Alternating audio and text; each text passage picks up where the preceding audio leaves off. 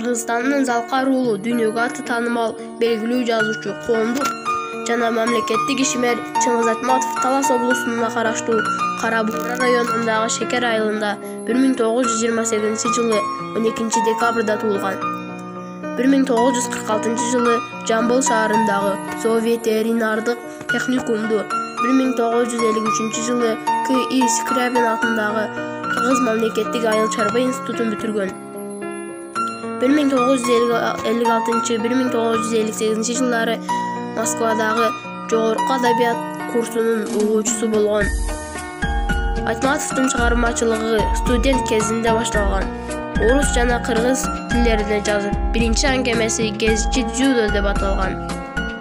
Аны менен 1952 жылы Кыргызстан альманахында орус тилинде жарыяланган.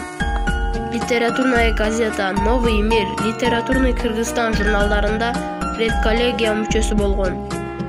1956 жылдан тарта СССР жазуучулар союзунун мүчөсү болгон.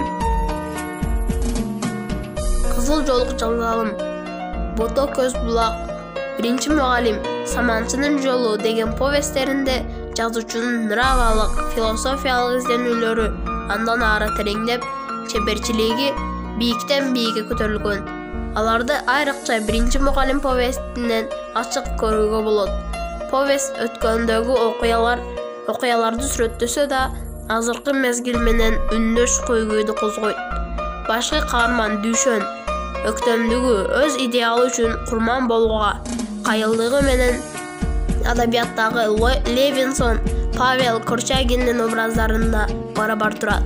Бул жазуучу Чыңгыз Төрөкулович Айтматов 2008 жылдын 10 июнунда 80 жаш курагында катуу оорудан кийин дүйнөдөн кайткан.